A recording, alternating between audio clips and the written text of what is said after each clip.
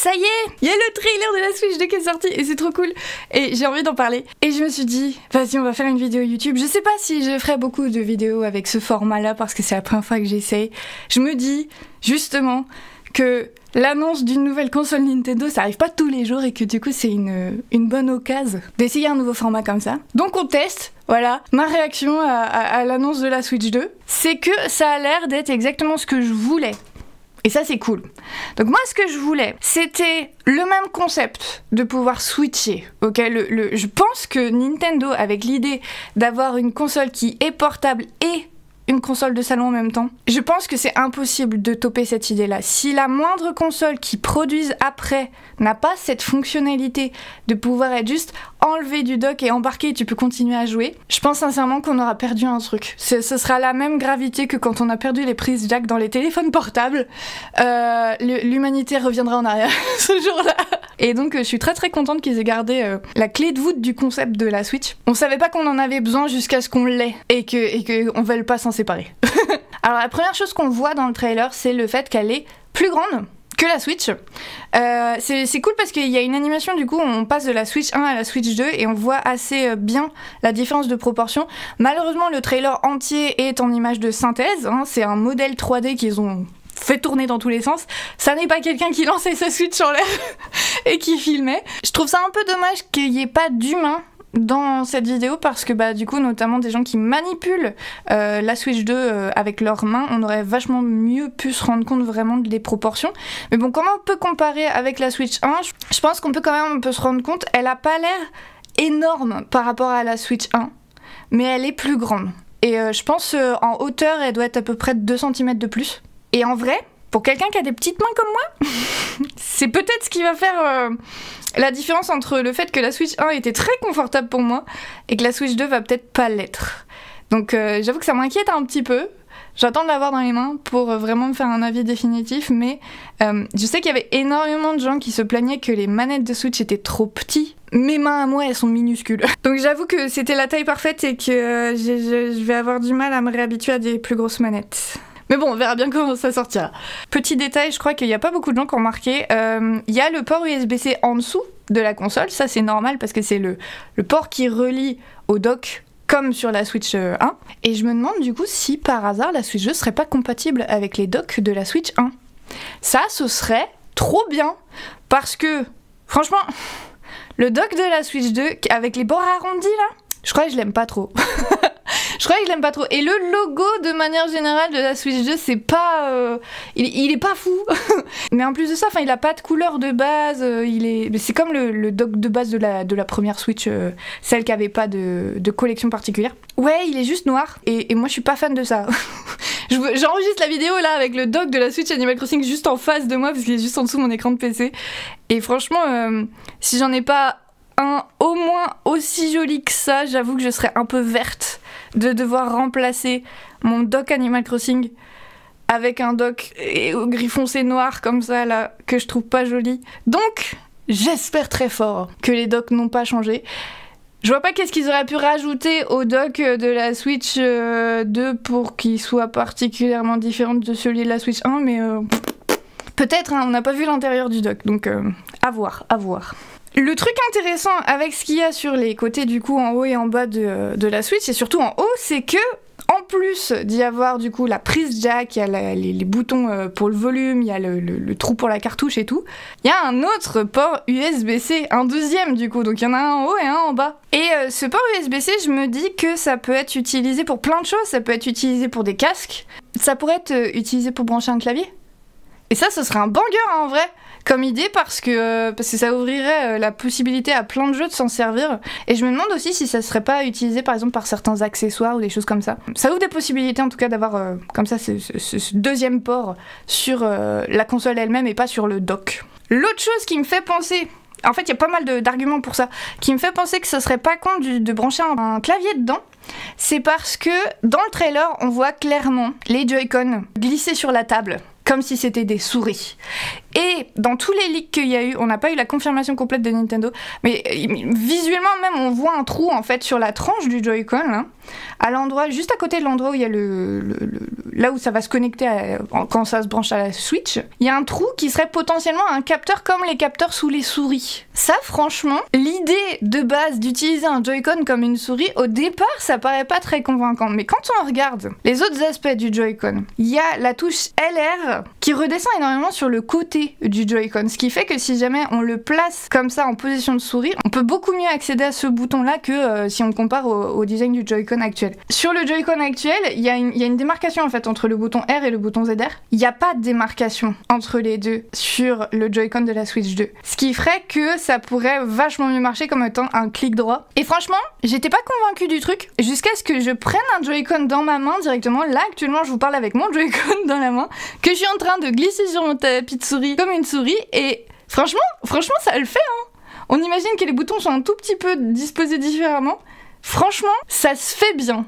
Je suis assez surprise de ça. Notamment si je pose mon pouce contre le joystick, parce que du coup ça donne un peu plus d'épaisseur au Joy-Con souris. Et ouais, l'ergonomie est pas dégueu. Beaucoup moins horrible que ce que j'avais imaginé en fait. Donc je me demande si c'est pas un moyen d'appâter les joueurs PC, parce que le problème qu'a Nintendo là, c'est que grosso modo n'importe qui a une console a une Switch. Les gens qui sont prêts à acheter des consoles ont à peu près tous acheté une Switch, soit pour Zelda, soit au moment du Covid où tout le monde se faisait chier et tout le monde se disait tiens je vais jouer à Animal Crossing avec les copains.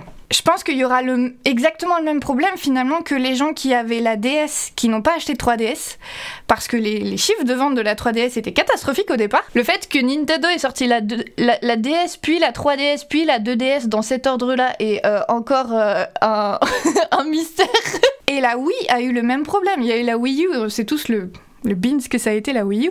Personne n'avait compris que la Wii U c'était une nouvelle console. Bon là je pense que d'avoir déjà numéroté la Switch était une très bonne idée, mais il faut quand même une bonne raison quoi pour faire que les gens qui ont la Switch 1 transitionnent vers la Switch 2, et je pense que plutôt que d'essayer de choper ces gens là qui ont déjà une Switch, c'est plus intelligent d'essayer de prouver aux gens qui refusent absolument de jouer sur console qu'ils peuvent quand même avoir le même genre d'ergonomie avec une Switch 2 que ce qu'ils auraient avec un PC, avec un clavier et une souris. En termes ergonomiques, en vrai, ça ouvre des portes de fou, parce que du coup, tu peux aussi avoir l'option, non pas forcément nécessairement brancher ton clavier dans la Switch 2, mais juste utiliser le Joy-Con de gauche en position normale, comme si tu le tenais comme une manette, et avoir le Joy-Con de droite qui se comporte comme une souris. Et ça aussi, ça ouvre des portes en termes d'ergonomie, et je pense d'ailleurs que pour tous les FPS, ça suffit largement, les boutons du Joy-Con gauche, pour se déplacer, et puis pour utiliser les différents boutons qu'on utiliserait normalement sur un clavier, genre A et E, et puis ouais, tirer avec le Joy-Con souris de la main droite quoi. Ce serait fou, ce serait fou. Si c'est ça la grosse innovation de la Switch 2, moi ça me botte. Moi ça me botte. Autrement, il y a un autre truc dont j'ai pas parlé à propos du Joy-Con droit, c'est que y a un bouton en dessous du bouton maison là, il y a un bouton carré qui ressemble terriblement au bouton carré de l'autre côté qui nous sert pour l'instant à prendre des screenshots. Mais il a pas du tout de visuel en fait quand on regarde sur le trailer, on a beau zoomer, il y a pas de lettres dessus, il y a pas de logo dessus, on sait pas ce que c'est ce bouton carré. Il y a des gens qui l'appellent le bouton C. Je me demande si ça va pas être lié à une fonctionnalité qu'on connaît pas. Le placement du bouton lui-même qui soit tout en bas du Joy-Con est un peu bizarre parce que du coup c'est pas super accessible. À mon avis ce sera pas un bouton qui sera tant que ça utilisé pour du gameplay, à mon avis ce sera plus un bouton qui sera utilisé pour des fonctionnalités du genre les screenshots. Mais alors qu'est-ce qu'il pourrait y avoir comme fonctionnalité que Nintendo n'a pas déjà avec le bouton screenshot? Ma théorie c'est que c'est peut-être un bouton push to talk, comme sur Discord par exemple, où quand on n'a pas envie que tout le monde nous entende tout le temps avec les micros, on peut juste maintenir une touche, là le micro s'active et puis dès qu'on lâche la touche il se désactive. Parce que ça c'est une autre rumeur aussi qui tient quand même pas mal la route, c'est que les deux Joy-Con auraient des micros. Et ça ce serait trop cool parce que ça permettrait enfin de pas avoir besoin de faire un setup de merde avec...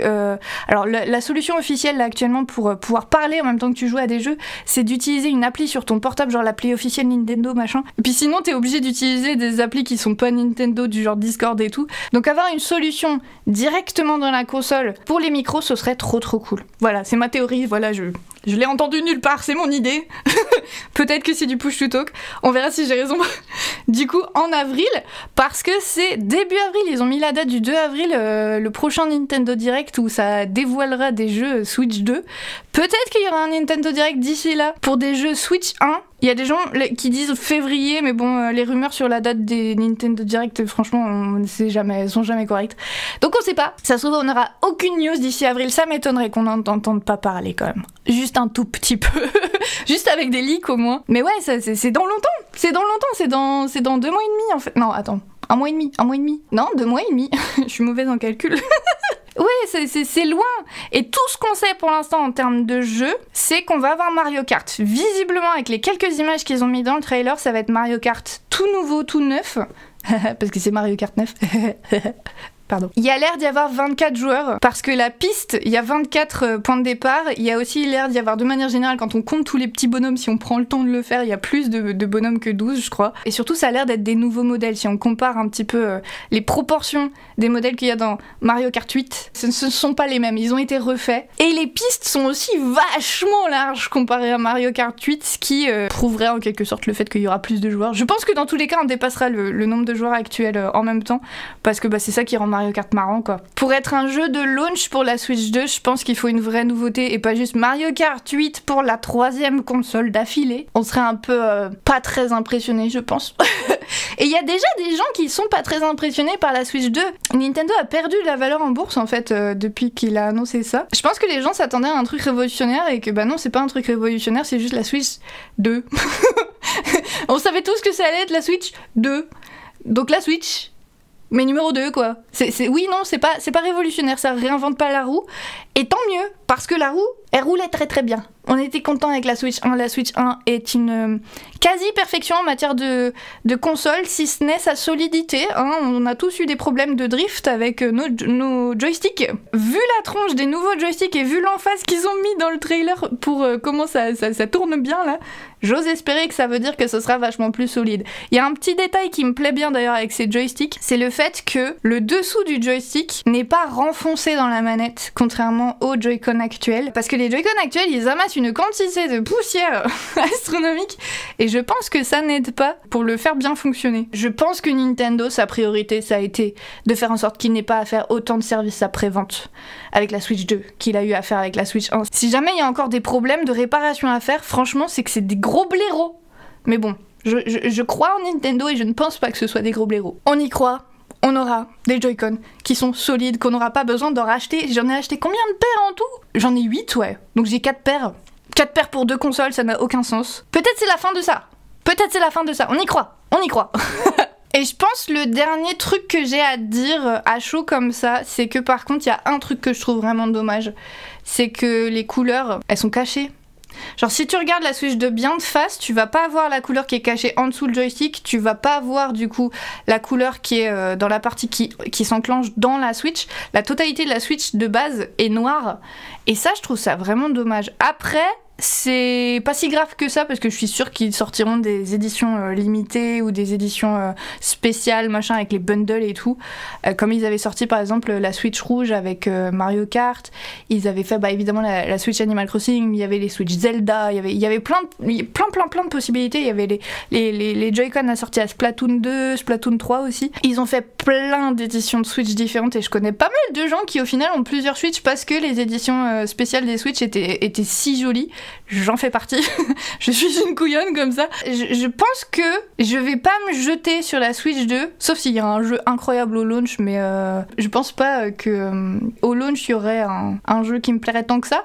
Mais on sait pas. Il faudrait en tout cas qu'il y ait une édition jolie de la Switch pour que je l'achète. Je vais essayer d'attendre, je vais essayer d'être patiente parce que j'aime avoir un bel objet. Maintenant que j'ai grandi et que je ne meurs pas d'impatience à l'idée de jouer à ma nouvelle console Nintendo, parce qu'il y a eu une période de ma vie où c'était dur de vivre ça, je pense que j'ai la capacité d'attendre jusqu'à une console que je trouve au moins un peu jolie pour faire un premier achat quoi. Donc on verra, mais ça se trouve en avril ils annonceront des bangers et je serai obligée de mettre des sous de côté à ce moment-là. On verra. En tout cas, c'est très très cool d'être là et de pouvoir commenter sur cette annonce parce que j'étais pas là pour la Switch, la première Switch, parce que j'étais en train de faire mes études et genre j'essayais de regarder le moins de news de jeux vidéo possible pour pas être distraite. Et j'ai bien fait parce qu'une fois que je me suis mise à Zelda, je me suis mise à Zelda Breath of the Wild 1 an trop tard, du coup par rapport à la sortie. J'avais plus que ça dans la cervelle, j'étais incapable de me concentrer sur quoi que ce soit. Donc tant mieux que je me renseignais pas au moment où c'est sorti. Mais du coup j'ai un peu l'impression d'avoir loupé la hype autour de la première Switch. Et là du coup je suis là pour celle de la Switch 2 et je suis bien contente. Donc ouais, j'ai assez hâte d'être dans les prochaines semaines, dans les prochains mois, et de voir un petit peu comment ça se passe. Je pense que quand on regarde la timeline de comment la Switch 1 a été annoncée, il y a eu un premier trailer comme ça où on voyait juste quelle tête elle avait en octobre. En janvier, ils ont annoncé la date de sortie et elle est sortie en mars. Et donc, si on table sur un calendrier similaire, on peut s'attendre à avoir la Switch 2 en juin, qui serait cool. Parce que c'est un bon point dans le temps, je trouve, pour sortir pour notamment ceux qui vont avoir des vacances scolaires. Ça permet de jouer à la Switch tout l'été, c'est assez cool. Il pourrait y avoir des jeux au launch qui feraient vibe de vacances. Mais bon, je pense que c'est le propos d'une deuxième vidéo, mes théories sur les jeux au launch. Donc peut-être qu'il y aura un épisode 2 à ces petites vidéos où je donne mes opinions. Je ne sais pas, en tout cas si ça vous a plu, abonnez-vous. Il y aura d'autres vidéos qui sortent dans tous les cas sur cette chaîne, donc voilà. Et n'hésitez pas à venir en live pour papoter. À la prochaine!